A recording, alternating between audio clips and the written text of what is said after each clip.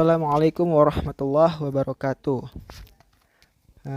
Kami dari kelompok 8 terdiri dari 4 orang dengan Ketua Rizal Ardiansyah, Sekretaris Anissa Zafitri Nasution, Bendahara Anissa Rahma Purba, dan saya sendiri sebagai anggota yang akan menyampaikan presentasi pada materi kami. Materi kami adalah penyajian data dalam bentuk diagram garis, batang, dan histogram. Diagram. Apa itu diagram dan tujuan diagram? Di sini ada ya pengertiannya. Pengertian diagram adalah penyajian data statistik yang berupa lukisan baik garis, gambar, ataupun lambang. Tujuan diagram adalah mempertegas dan memperjelas penyajian data. Yang kedua, mempercepat pengertian dari anggapan maksud manusia tersebut. Yang ketiga, mengurangi kejenuhan melihat angka. Dan yang terakhir, menunjukkan arti secara keseluruhan. Oke, lanjut diagram batang. Apa itu diagram batang? Nah, di sini pasti kita sudah pernah belajar diagram batang pas kita masih SMA atau SMK. Diagram batang adalah diagram yang berbentuk persegi panjang dengan lebar yang sama dan digunakan untuk data yang berbentuk kategori. Di sini ada dua contoh ya, dua contoh dalam bentuk diagram batang. Yang contoh pertama diagram batang dalam satu komponen, dan yang kedua diagram batang dua komponen. Ini bisa kita lihat nih ya contohnya. Yang ketiga ada diagram garis. Apa itu diagram garis?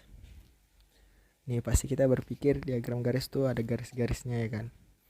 Ini kita lihat pengertiannya. Diagram garis adalah grafik data berupa garis diperoleh dari beberapa ruas garis yang menghubungkan titik-titik pada bidang bilangan atau sistem salib sumbu dan digunakan untuk menggambarkan keadaan yang berkesinambungan.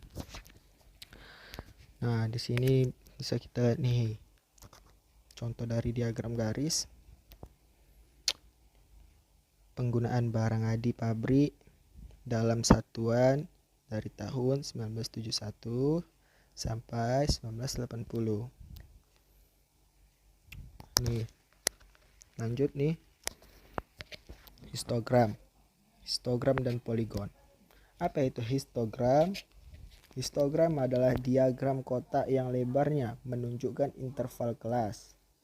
Sedangkan batas-batas tepi kotak merupakan tipe bawah dan tipe atas kelas, dan tingginya menunjukkan frekuensi pada kelas tersebut. Di sini histogram ada agak sedikit berbeda dengan diagram-diagram. Histogram di sini kita ada perbedaannya, itu adanya interval kelasnya atau jaraknya atau lebar-lebarnya. Sini contohnya ada upah karyawan dalam ribuan rupiah per minggu. Nah, di sini ada lanjut ya materinya. Langkah-langkah membuat histogram dan poligon. Bagaimana langkah-langkahnya? Pertama, membuat sumbu datar dan sumbu tegak yang saling berpotongan. Untuk menyajikan data yang telah disusun dalam tabel distribusi frekuensi yang menjadi diagram seperti biasa, dipakai sumbu datar untuk menyatakan kelas interval dan sumbu tegak untuk menyatakan frekuensi.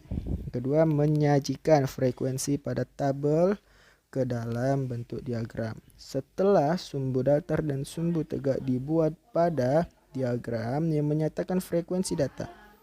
Bentuk diagramnya seperti kotak atau diagram batang, dengan sisi-sisi batang yang berdekatan harus berimpitan. Nah, yang terakhir, membuat poligon frekuensi. Bagaimana caranya? Tengah-tengah tiap sisi atas dan yang berdekatan dihubungkan oleh ruas-ruas garis dan titik-titik tengah sisi atas pada batang pertama dan terakhir. Di sisi terakhir dihubungkan dengan setengah jarak kelas interval pada sumbu datar. Bentuk yang diperoleh dinamakan poligon frekuensi atau poligon tertutup. Demikianlah apa yang saya sampaikan dari materi kami. Kurang dan lebihnya saya mohon maaf.